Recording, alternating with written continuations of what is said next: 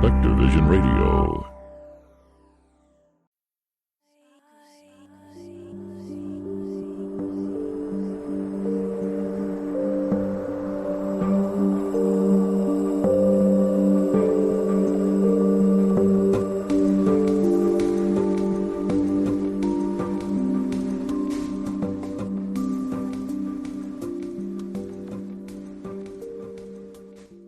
Hello, everybody, and welcome to the Modern Fairy Sightings podcast. I'm Jo Hickey Hall, and with me this time is my guest, Willa. Willa is from Australia originally and has been living in Zürich, Switzerland for a long time now. And the encounter that you're going to be talking about with me actually took place in Spain, in a rural part just outside Barcelona. So really a warm welcome to you, Willa, and thanks for getting in touch. Thank you, Jo. Thank you very much.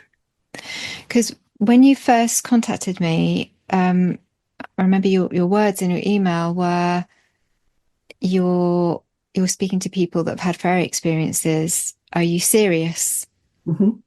And yeah, how was that for you to get in touch? Oh God, it was difficult, really. I had this experience and it had been playing in my mind, and I thought, have other people had similar experiences? So I started looking on the internet. And I eventually found you, and that's when I reached out, and I wanted to be absolutely certain because, I mean, this was an unusual experience, to say the least. And then you confirmed, and so we arranged to meet, and here we are. Yeah. So do you want to talk a little about how that all came about when you were visiting your friends in Spain? Certainly. It's a beautiful area, very rugged, part of the Spanish countryside, and we were there visiting, and they have this quite a marvelous house, but not far from there is like a spiral made from stone, I think, was gravel, and there were three trees. One morning when I was out sort of walking towards sort of around the area, I came across these three trees, and there in the trees were, I really don't know what to call them. I think I've said in the email that they were like forest spirits. Um, Three of them.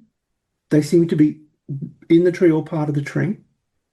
And I could see them somehow sensing me. Um, I, I did not feel concerned or scared, or which was unusual. And naturally, I was debating whether I was really seeing something myself. But the image persisted, and it must have lasted, I guess, nearly a minute. I was regarding them, they were regarding me, and then it seemed like they folded back into the tree. Um, then it was over, and still wasn't feeling very emotionally upset about it because I'll be honest, I'm quite a skeptical person, and this was really my first encounter with something like this. So I started to doubt myself naturally. Um, how often do you have visual hallucinations or anything like that that are persistent? And so I went back and I told my friends, and their reaction was interesting. Um, they had said other people had encountered things in this area, not exactly the same as what I had, but other things in this forest around that area. And they'd lived there or had basically been on and off there for 40 or 50 years. They're an older couple. And essentially, I'd had to investigate this when I came back home. And I really didn't quite know what to make of it.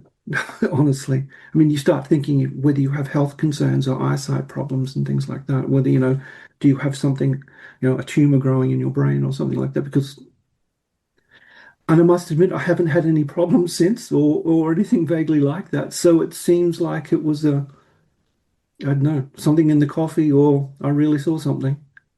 So uh, Mhm. I don't really know how to process it. I think I saw forest spirits. That's how I think I framed it. Yeah. Yeah, yeah. So, can you talk me through what led up to that moment when? So, you talked about a spiral. Can you describe that too? Yeah, it's like an old stone spiral in the ground. Um, I think it was I think it had been there a while. I spoke to the friend that's there. Um, I think they said it was there and had done nothing with it. It looked like it had been a place of some sort. Um, I I don't know if that's true or not. I'm interpreting that as true. I don't have any reason to believe otherwise, but it does sound odd. Mm. Like this, all of the cliches you could imagine lining up, but Uh, there it was. Yeah, was it an ancient? Do you mean a kind of ancient I formation? would never Or say it was, but it doesn't look ancient. It's not. I don't think. I think it's been there maybe. I don't know what's ancient. It's certainly not thousands of years, but definitely hundreds of years, I'd say. I mean, it's maybe even, I don't know. I, I, I don't know if I can answer that properly, yeah, honestly. Yeah. okay. It didn't feel ancient. The trees were not massively big. They were quite smallish. Um, they looked to be no more than, I guess, 20 or 30 years old. They weren't like massive trees. Um, but they were certainly somehow part of this environment there. So, in walking into the environment, did you walk around the spiral? No, like an idiot, I walked right through it. Swoosh. Okay. So it's like it was on the ground, kind of marked out on the ground, like you might find sometimes there's a labyrinth. You might find labyrinth markations, and then but it was so it's at ground level. On ground level, it's comprised, English and German, comprised of stone, Mm, uh, like a white black, but it wasn't like in good condition. mm, It was really more a hint of a spiral than something definite and modern or anything like that. yeah. And then you reach these three trees, Mm. and how were they kind of formed? Were they? Um, one was on. Oh God, okay, now I've got to see it in my mind. One was on the outer side. One was as you came forward to the right, but not in the center, and one was nearly at the center, but not really at the center of the Yeah. spiral. Yeah, it was more or less off to the left slightly. So it was kind of like a dog leg, back the front dog leg or something like that. Yeah. Oh, so the trees were actually within the spiral formation. One was on the edge, and two were in it. I don't know if I mean, it's not like you followed the trees into the spiral. They were just sort of, there didn't seem to be a pattern. Yeah, yeah, yeah. Wow. Mm. And and so at what point did you notice these beings? Did you notice them straight away or was it were you Straight in away, the pretty tree? well straight away. I was coming up towards and I noticed something moving in the trees. And as I got closer, I was looking at it and mm, it, this area and there in the trees were these they were, mm, um, they were clearly not human um, faces. They were not human faces. The eyes were not like you could see color or anything. They were dark. And faces were, I suppose, oval shaped. And the bodies were dark and forming part of the tree. It's not like it's not like you're seeing a movie representation or something like that. This was, I don't really know how to describe it now. Uh, like a an idea of a human, I guess. Yeah. And what kind of size were they? Um, Smaller than me. God, I'm 5'2". Right. Uh, these look like small humans. Well, you would say a small human shape. Mm. I mean, the trees were not very big either. Yeah. Yeah. So name. Yeah. I'm sorry. No, I was just wondering how many of them you estimate that there might have been in the trees. Oh, three. Definitely three. Oh, so there was one in each tree. There was one in each tree. Oh, amazing. Wow. Okay. This was yeah. What was like yeah. Three. I don't know what should we call these? What would you like to call them? They're um. I'm a bit of a loss, and it's difficult to speak about because I'm here. I'm talking about it publicly, really for the first time in a sense. Forest spirits, I think that's a great name for them. um, and there was one per tree. I Yeah. don't know. Yeah. Yeah. I think sometimes, you know, we come up with a name for them, but it's almost like they kind of give you that name in some ways because you're the person that's had the experience, Hmm. and it's what you come away with is is significant because you're the person that has had that encounter with them. So, Tree spirit, maybe then. Tree spirit. mm, Uh, yes, that feels right. yeah. Yeah. Do you know what kind of trees they were at all? No, I do not. I'm not familiar with the. I have no botanical knowledge at all. No, I'm sorry. I wouldn't know very much over I there. could probably find out. Yeah, you probably could because it's I'm do you still know- in contact with my friends. Actually, I see her tonight. oh, Yeah. amazing. Right, okay. Well, there we go. Maybe you can I can find out what they are and uh, then email you. yeah, because obviously that location is still there.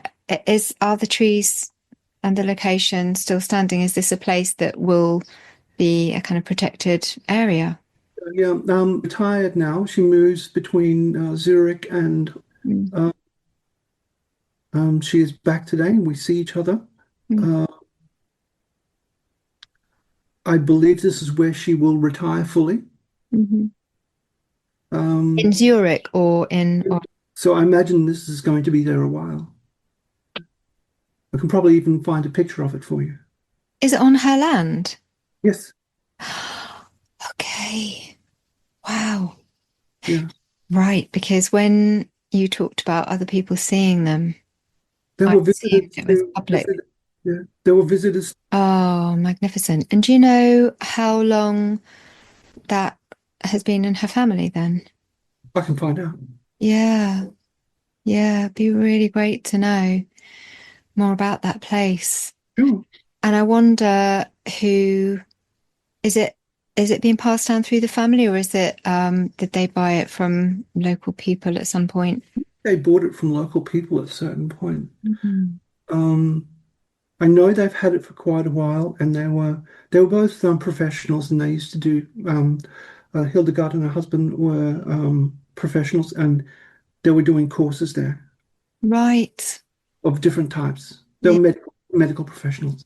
Wow. Okay. Oh goodness. That's so interesting. So not the type of people that you would expect to, potentially have something like that going on in their garden, actually. Um, Although I guess what they're doing, you could argue, is very otherworldly. I mean, I don't know exactly what they're doing, but Professional medical personnel. You occasionally they had other doctors there as well that would come to these places as well, and yeah, so it's quite.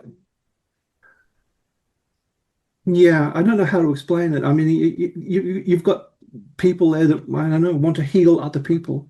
yeah, Uh, yeah, uh, yeah, right. So as you approached the trees, what was happening for you? Were you on your own or were you I with, was I was on my own. yeah, so what was happening for you as you, Okay, It was relatively early in the morning. I was collecting my thoughts. I did not want to go into the kitchen because it would have been noisy and I would have died to have had a coffee. Mm. So I was basically out enjoying the morning, um, just walking along. I mean, it's late spring. It's coolish in the morning. It's beautiful weather. Um, uh, there's plenty of animals, birds, etc. It's not like midsummer where you have this morning chorus of birds screaming everywhere. It was a bit quieter than that. Um, I probably was just sort of lost in my thoughts, and I noticed as I came upon the trees that there were these things in the trees. So yeah. And you mentioned that you had eye contact with them. So internally, kind of how was that? Was there a sudden moment that you realized you were gazing at each other? Um, I guess what was interesting for me was that I did not have any fear. Mm. And I wasn't feeling threatened.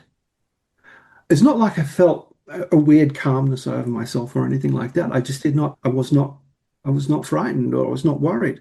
I looked there, I saw it. Uh, Having done some observational training in the past, I checked myself to make sure I was really seeing what I thought I was seeing. Image persistence, it was there. You look away, you look back, it's still there. Um, I noticed that there was one there, and one there. And I thought we had eye contact, not that you could see eyes, but you could see like dark shapes where the eyes might be. Um, yeah. And that persisted, oh God, certainly for 30 seconds, maybe a minute. And then, as I said before, they seemed to turn on themselves back into the tree. And it was like whatever it was became part of the tree again. Mm. Um, yeah. Yeah. And, sorry, Um, go ahead. it's not like there was high or anything like that. It was like looking, staring at each other over the gap or something like that. It was more like, it was really like just acknowledging in some way. I felt that I was seen.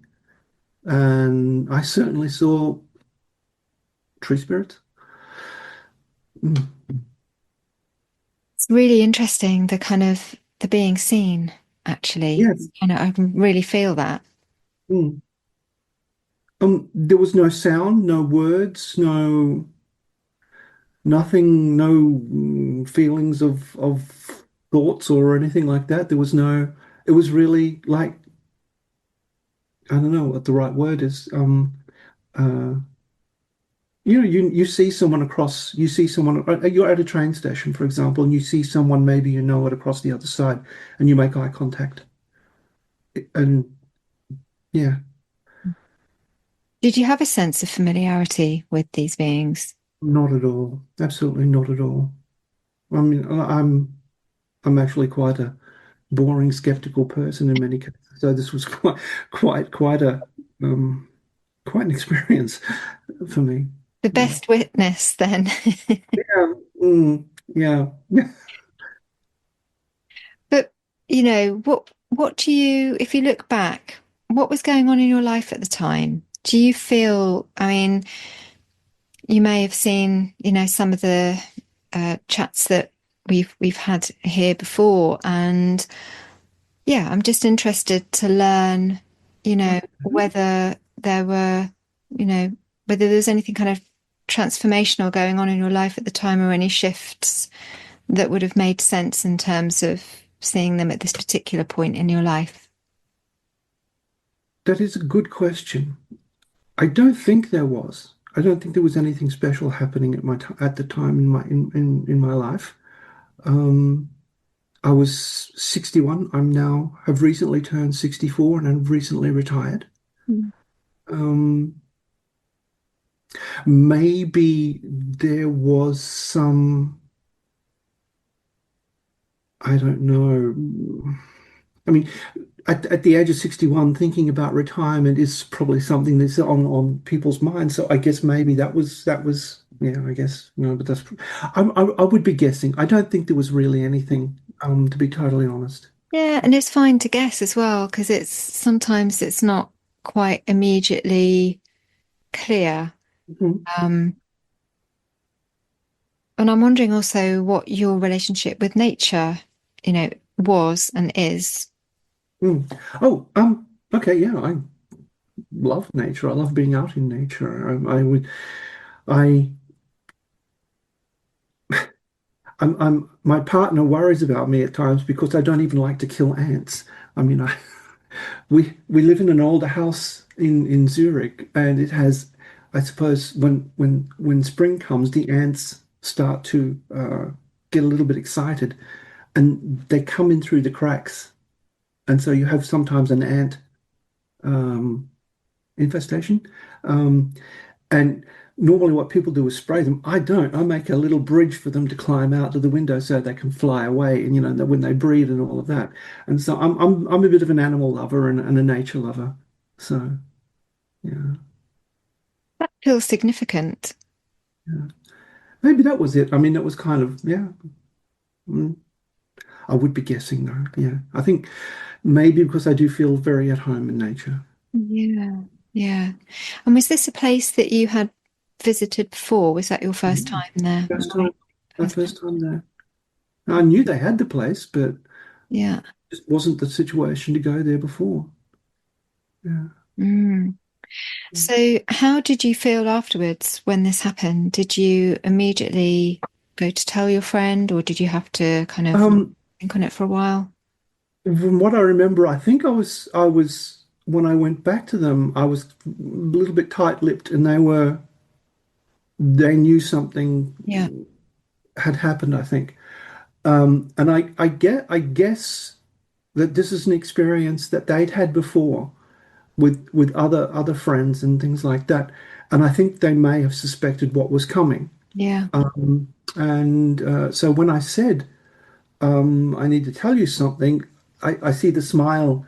It's like I know I think I know what's going to happen. And so I told her, and so she listened very politely. And then she said, you're not the first that something like that has happened to.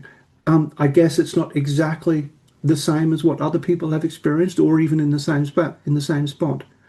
But I guess it is maybe not a regular occurrence, but certainly something that's happened every now and then there.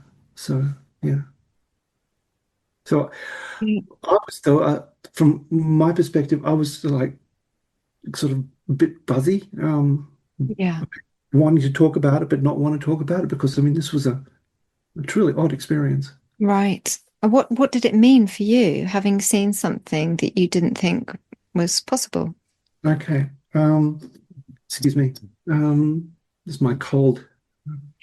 Um, it meant for me now that I've thought about it a while, I mean, with my relatively scientific and sort of very skeptical worldview, um, and for the fact that I'm sort of like not dying from a brain tumor, um, uh, there possibly is a little bit more to the universe than what we see and experience. And looking at was on what other things have happened on your on said on your podcast, and seeing other things on the internet where I mean, uh, there are people having these experiences all the time, it would seem. Mm. Um, I don't really know what that means. I am unsure about that. It seems the clear-cut, dry view that we have of the world probably isn't the best fit.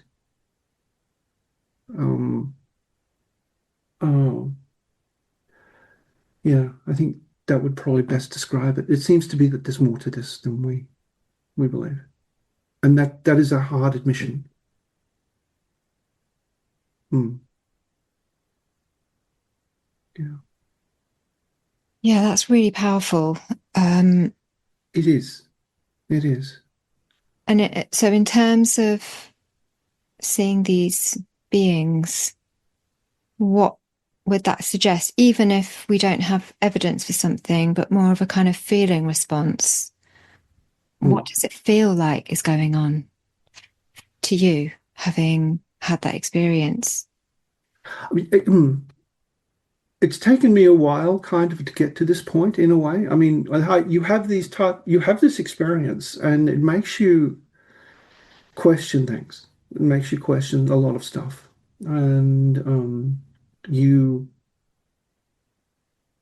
have to reevaluate and look at certain things. And you get to the point where you either can reject it or accept it. And I've taken the part where I accept it.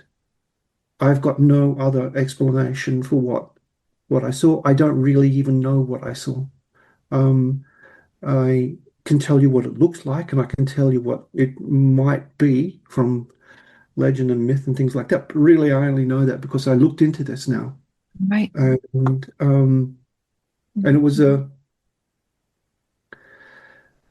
was a powerful experience, but it wasn't frightening or anything like that. It wasn't earth-shattering. It was like being presented with a I don't know. It must have been what people were like when they saw the first black swans. Suddenly, all their ideas had shattered.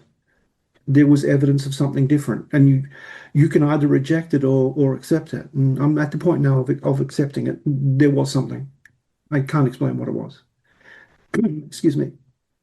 Yeah. Yeah. Did you feel anything from them? So I know you didn't feel fear, No, no. and I Um, recognize that in my own experiences as well. oh, Mating doesn't bring fear, but did you feel anything, any emotional response within yourself from them or any kind of emotion? wariness. Right. Um, I'm, you know, Them looking at you, they were wary. I felt so. Yeah. If I could describe mm, tentative, there was kind of like an expectation, I feel. Mm. Yeah, that sounds right. That sounds like it could possibly be that emotion, tentative. Um,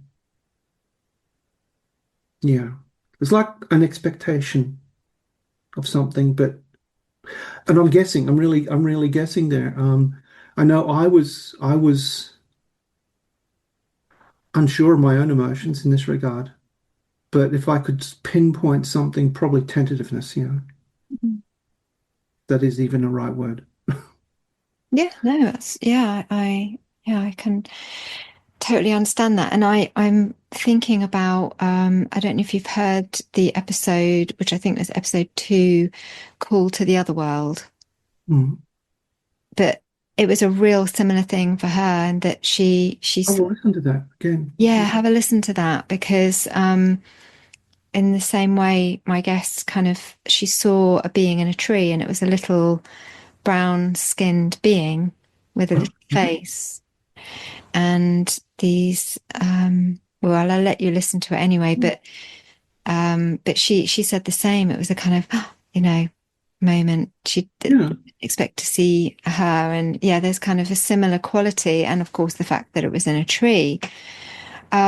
So if you're 5'2" and these were quite little, how would you estimate their height? I know you can't be too sure, but just to kind of guess. Okay. It was like you were seeing more or less really only the top half of these beings. There were like mm, arms and a neck and a head and an upper torso. Right. Um, if I imagine if let me think.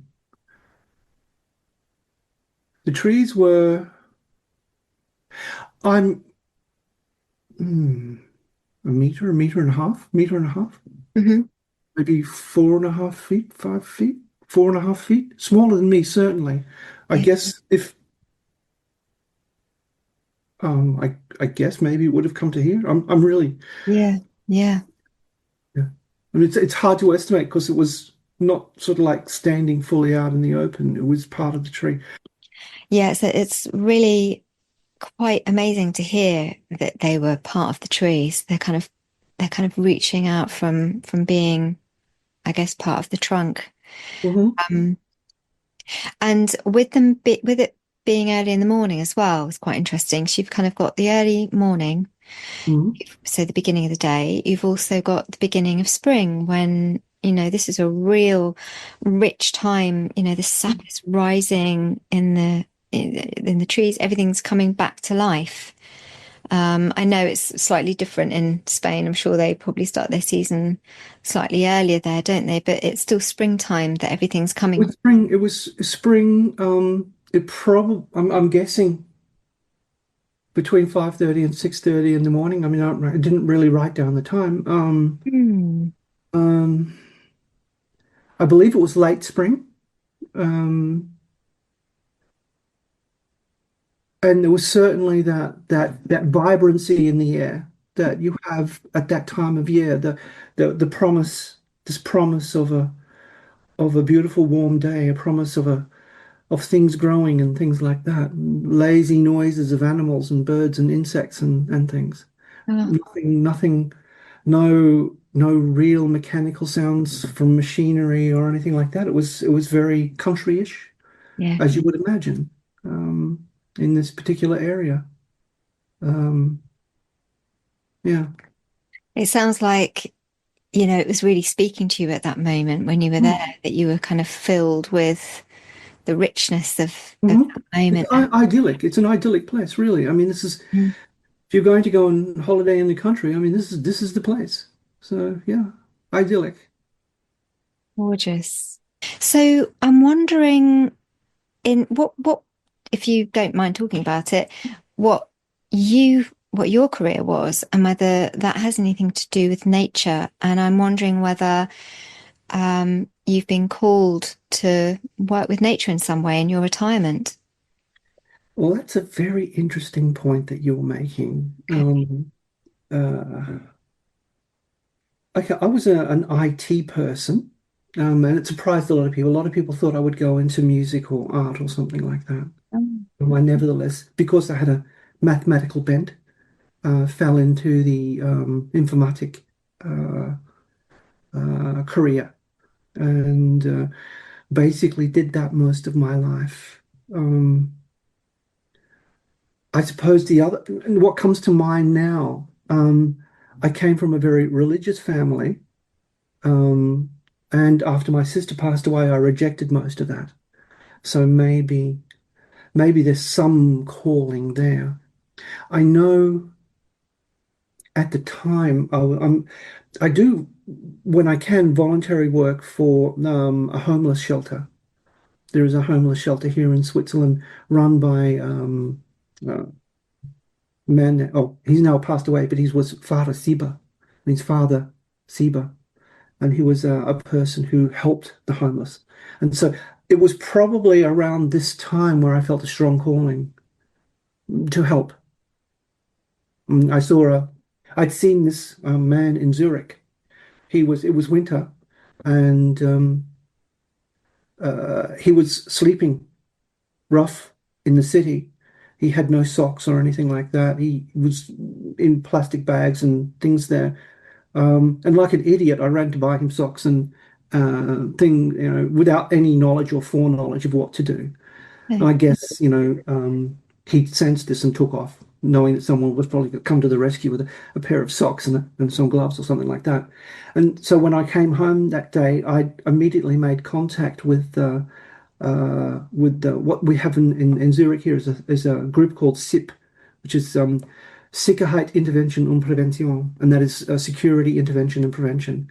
And they're an arm of the police department that keeps aware of these people that are on the edges. And they recommended to me making contact with Farasiba, and that's more or less how it started. And it was probably around this time. Gosh. Yeah. And so before that and probably leading up to that time. So they're probably And that actually, yeah, and sort of to answer your question, sorry, I'm going around. That's okay. Yeah. Um, there was like a calling in myself for this, Wow. um, to uh, lend a hand for the obdaclaws and the homeless.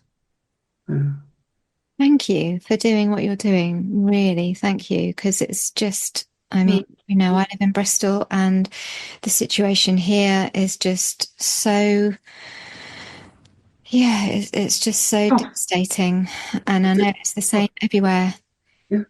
And it's there's it seems sometimes. I mean, it seems sometimes they're so hard that you can't do anything. And we have, fortunately, people like the Far Siba group, and they lend a hand to anybody. Basically, they have a place where they have, it's called the Fußbus, or the foot bus. You come to it on foot, and it's a place where in winter you can sleep, and they give food and they give a place to sleep. So if you're homeless, you can go to this place. You don't have to sleep out in the cold in winter. Yeah. And you it's I've worked in the kitchen there. I've done overnights there for them. I've cooked there for them. It's you can in the morning they get a breakfast as well. Yeah, It's fantastic. So you mentioned about your response initially was that you wanted to go and rush off and buy him yeah, so yeah. Not the right thing to do. Yeah. what is the right thing to do? So we Let the experts or the people who have known make contact first, because there's in some cases, what I've learned since then is that there are people who don't want to go even into a place yeah, like Siva, and you've got sure. to respect that. Yeah. You and one of these, I mean, for one reason, whether it was drugs or alcohol or just a simple, uh, paranoia because of some, I don't know, difference that this person has. They really don't want to be fussed over, or they just really want to be away from everyone. They don't want to be in the forest like some of them do.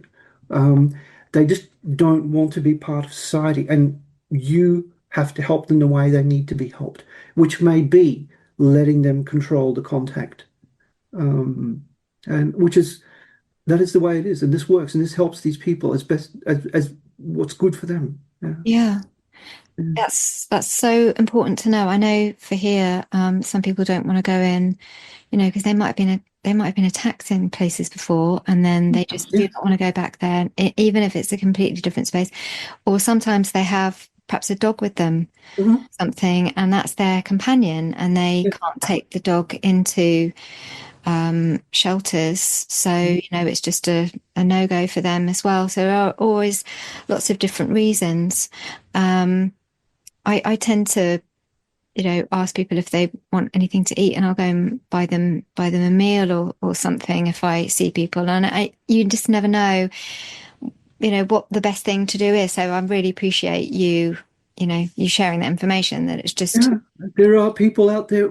I mean, at Far Siba, I mean, you can come with a pet. You can come with your oh, that's animal. really good. The only requirement is that it cannot get into fights. Mm, You have to make sure that it doesn't. I mean, and they're not. It's not like they're going to throw you out or anything like that. I mean, they wouldn't do that. They're nice people. mm. Um, but yeah, so you can do it. But what the biggest thing is, leave it to the people that are really are experts on this. And yeah, I've learned a lot, and Yeah, I've met some very nice people. you have. And it was like a calling in a sense. Yeah. Yeah, I find that really interesting because here you've got these kind of edges, the edge of the day, you're at the threshold of the day, as I said, and this kind of burst through of springtime, and it's at the end of you're retiring, you've had your career, and maybe kind of returning to something that was more meaningful to you because as you say, you have this calling to help people again on the kind of margins. Mhm. You know, Yeah. they're not inhabiting the world that most of us inhabit. They are on the edges, and they need our love, they need our support in a way that is right for them. And you're able to understand that. So I feel like there's something really significant about that somehow. Mm. It could be. It would make sense. It would make sense. Yes.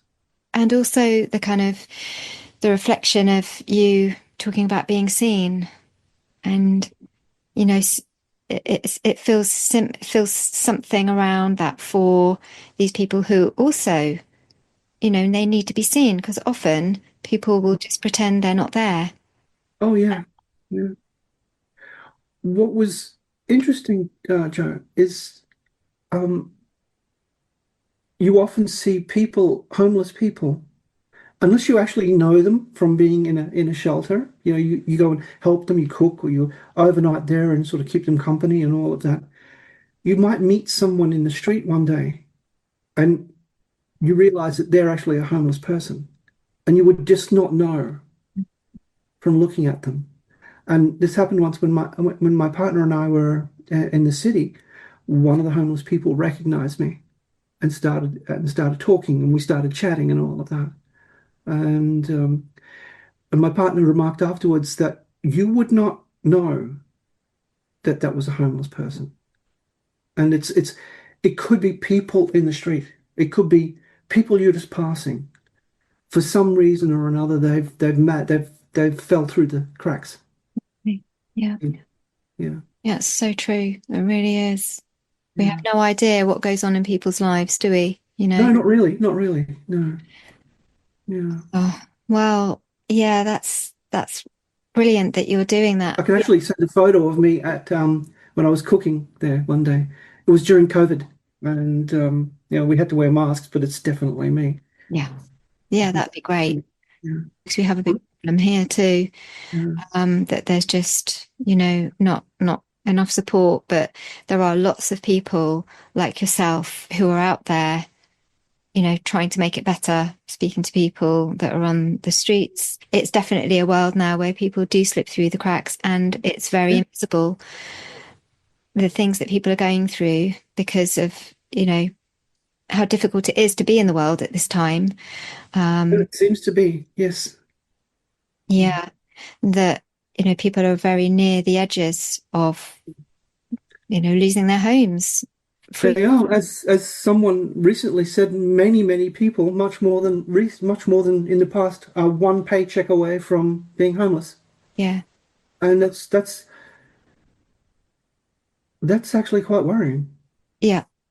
I think, because the safety nets are now just being removed. Hmm.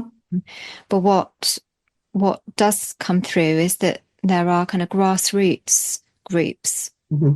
that are run by people for the people. Yes. And I feel that those kind of groups, and I'm sure I've said this before, those kind of groups don't get defunded because they are, you know, by the people. Yeah. So Who they're cares? less likely to fall away. Exactly. Yeah.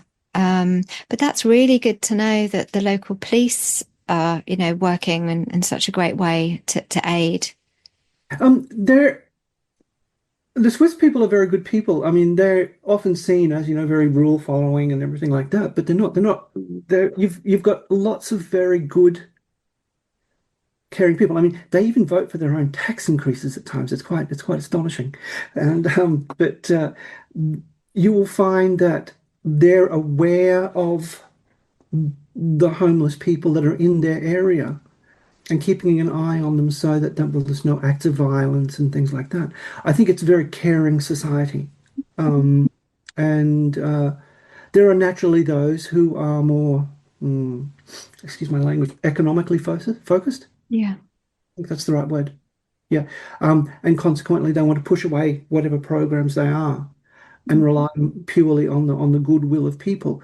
But the SIP is a section of the police department here of people who are trained for this. They have knowledge of this.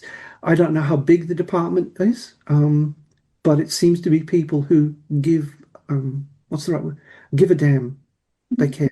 Yeah. Mm. Yeah, we need that here too.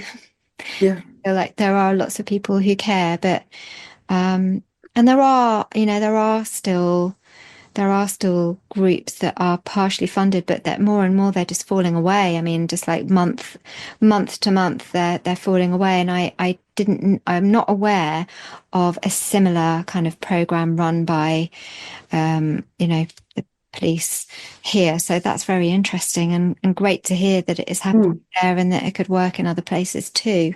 I think it could. I mean, you don't, I don't think you have to have a very big, it's not, I don't think it needs to be a very big organization, but I think it needs to be staffed by people who know. I Yeah. think they have to be trained, well trained. It would be to say the difference between a normal police officer and say a well-trained FBI agent, where you've got someone who has a degree in this and education in this and education in that. It seems to be like there's not thousands of them there, but the ones that are there are well informed of what to do, and maybe require something like that rather than a massive organization. Mm, it's Mm. inspiring. Yeah, Mm. really inspiring. But that's my opinion anyway, so I don't know if that's true. I'm not an expert in that area. So yeah.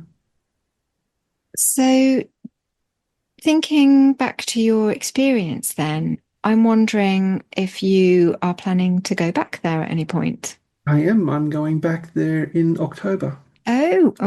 Okay. So you've gone in spring, well, Mhm. late spring, when this is kind of late spring is kind of reaching around the time of Beltane as well.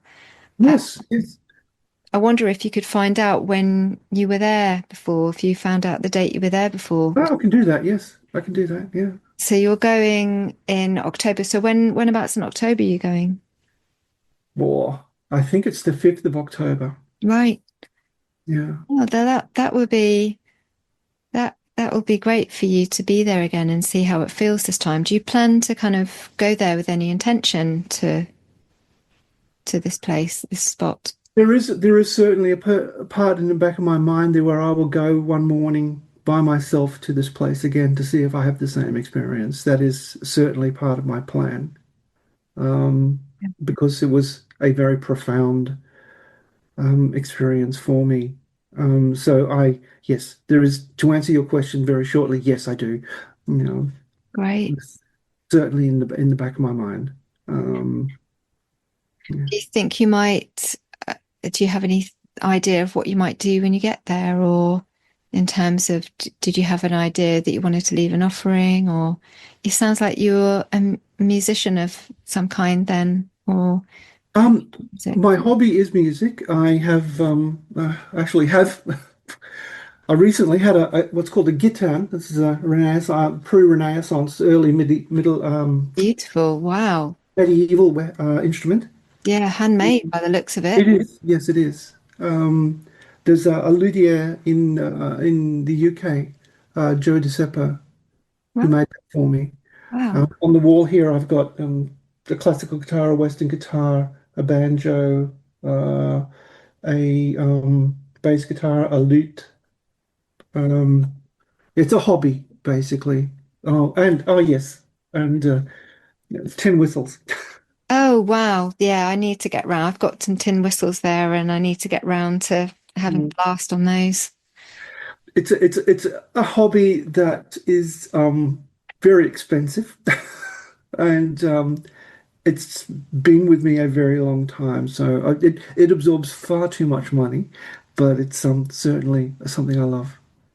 Well, I'm sure that these beings, I mean, if I may, I'm just with a sense that these beings would really appreciate your music too. So, I mean, that's always, um, a very welcome offering, I found. An interesting idea. Yeah. I was thinking about leaving something there, and I saw in some things there was this offering of milk, Hmm. Yeah. like a libation of sorts. Yeah. Yeah. Yeah. Yeah. And I don't know if that would be appropriate, but certainly the music would be possible. Yeah. Yeah. because it's something from you then. I tend to find even just, That's a very good idea, Joe. Thank you. I had not thought of that. It was really being a bit lost for what to do. Yeah, so I was looking at what certain offerings were in the past, and I had settled upon a libation, um, like something like shamanistic, I guess. yeah. And you could do both anyway. And I think, local produce is always very welcome. So if it's Okay. milk, it might be local milk, or it could be local. I don't know if they do cider there, or Oh, what their local wine is, something that's made in the area, or local honey is very welcome. I often honey, yes, worked that on, would make sense. yeah, yeah, I mean, this is farming area, um, right, yeah. but it's a beautiful little Spanish village. Yeah. Well, you'll have to report back. I will. I'd love, if you could let us know how you get on there. And it would be great if your friend ever wanted to um, let us know what other people had seen there as But well. I'll talk to her tonight. Yeah, I see Yeah. her at 6 o'clock tonight. Yeah, So. it'd be really interesting to hear kind of what other people's experiences have been. We don't always see the same thing either, even if it's the same kind of presence. People sometimes see different layers of the same thing. So you have two or more people, and they'll. That's an interesting thing.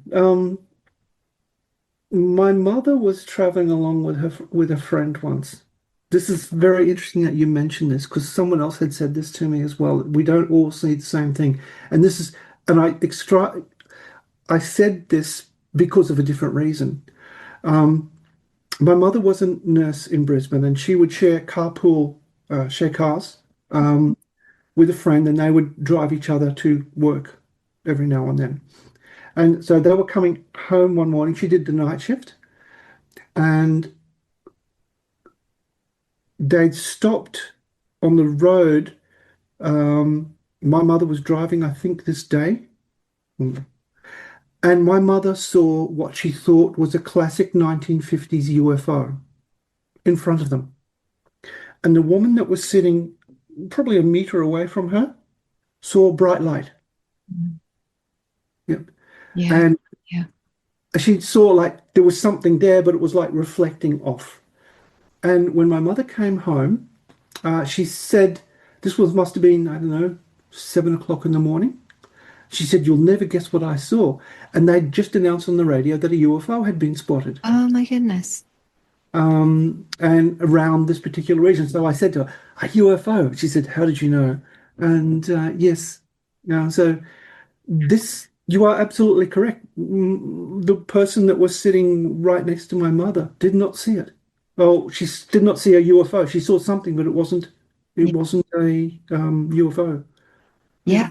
yeah. It can happen with these types of beings as well. So you'll have a group of people or a couple of people, and one person will actually see a kind of humanoid figure, Mhm. and another person will just see a light or something else, a form of something like a merge of color or something like that, but it won't be the humanoid figure. So we're seeing layers, and it's a bit like we kind of practice this when we practice seeing auras. You have a room full of people, and some people in that group will see the same thing, which will be, certain this, and this, and another person will see another thing. And it's like you're tuning into different etheric layers, I guess, or Mhm. different manifestations of the consciousness of what you are regarding. So for you, you saw these beings, I guess, in their humanoid form, Mhm.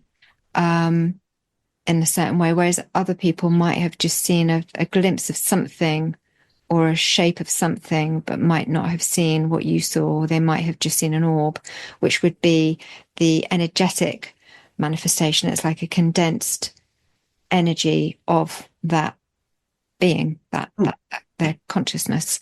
So yes, this is where all the different layers come in, because we are perceiving that all the time. I mean, we're always walking around and sensing the world in different ways anyway, according to our perceptual filter. And that itself depends on, our beliefs, our experiences, what we believe to be possible, our emotional state. It's that there's this kind of perceptual filter that is shifting.